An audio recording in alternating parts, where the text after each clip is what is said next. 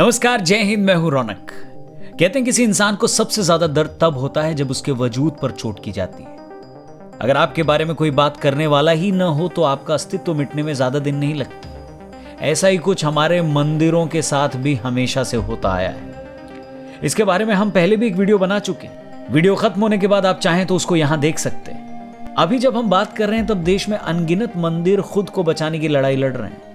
अकेले तमिलनाडु में ही 37,000 मंदिरों के पास एक से ज्यादा पुजारी रखने के भी पैसे नहीं बचे हैं। तकरीबन 12,000 मंदिरों में पैसों की तंगी के चलते पूजा पाठ बंद हो चुका। सोचिए देश के बाकी हिस्सों में क्या हाल होगा। वो मंदिर जो हमारे अस्तित्व और वजूद की पहचान है, हमारे मंदिरों को आज खुद का ही अस्तित्व बचाने के लिए संघर्ष करना पड़ रहा है। आज जहां मस्जिद, चर्च और गुरुद्वारे उनकी ही कम्युनिटी मेंबर्स वाले इंस्टीट्यूशंस द्वारा चलाए जा रहे हैं, जबकि मंदिरों का कंट्रोल सरकारी हाथों में। खासकर दक्षिण भारत के मंदिरों में तो राज्य सरकारों के पास इतनी ताकत है कि वो चाहें तो उस मंदिर को नोटिस तक भेज सकते हैं। जब भी ये सवाल पूछा जाता है कि मस्जिदों, चर्च और गुरुद्वारों को उन दायरों में क्यों नहीं लाया जाता, तो कई लोगों को बुरा लगता है। लेकिन बड़ा सवाल ये है कि किसी भी धार्मिक स्थल को सरकार के अधीन क्यों किया जाए, चाहे वो मंदिर हो, मस्जिद हो, चर्च हो या गुरुद्वारा, क्यों किया जाए। सरकार किसी भी धार्मिक संस्था को कंट्रोल क्यों करे जबकि ये देश सेक्युलर है। सरकार का काम धार्मिक स्थलों को कंट्रोल करना कब से हो गया। और सबसे बड़ी बात तो यह है कि वैदिक काल से ही इन मंदिरों की देखरेख वो करते आ रहे थे जिनको इसमें आस्था थी। लेकिन जब से इनको सरकारी सिस्टम के अधीन लाया गया, हमारे मंदिरों की हालत उतनी ही खराब होती चली गई। 1817 में जब से अंग्रेजों ने इसको एक सिस्टम के अधीन किया, तब से ही हमारे मंदिरों को बहुत सिस्टमैटिक तरीके से लूटा गया।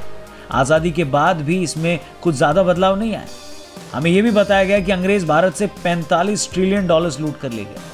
अब इसमें से ज्यादातर तो हमारे मंदिरों का खजाना ही था, क्योंकि हमारे मंदिर सिर्फ एक रिलीजियस सेंटर पॉइंट्स नहीं थे, बल्कि हमारे कल्चर और आर्किटेक्चरल एक्सीलेंस के सबूत थे। सिर्फ तमिलनाडु में ही 1986 से लेकर 2005 तक हमारे मंदिर 47,000 एकड़ जमीन खो चुके हैं। सरकारी आंकड़ों के हिसाब से पिछले 25 सालों में 1200 दुर्लभ मूर्तियां चोरी हो चुकी।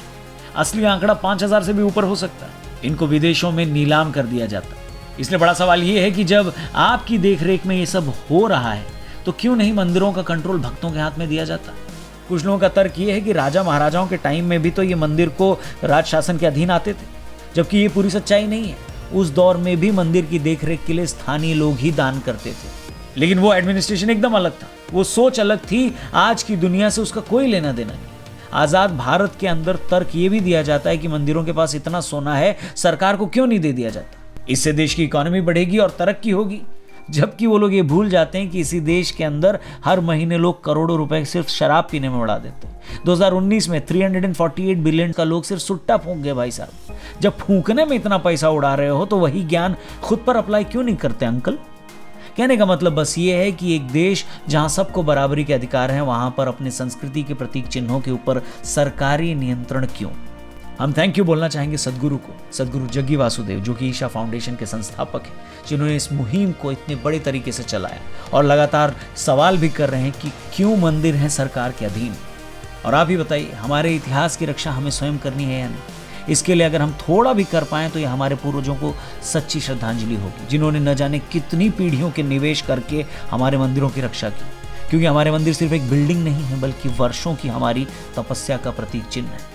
आइए हम सब अपने इतिहास की रक्षा करें, क्योंकि जो देश अपना इतिहास भुला बैठता है, तारीखें भी उसको भूलने में देर नहीं लगाती। जितने भी वॉलंटियर्स, जितने भी लोग इस मुहिम में हैं, हम उन सबको थैंक यू बोलते हैं और नमन करते हैं। जितना हो सके ये वीडियो शेयर करें। अपना ख्याल रखें। जल्दी मिलते हैं। जय हिंद।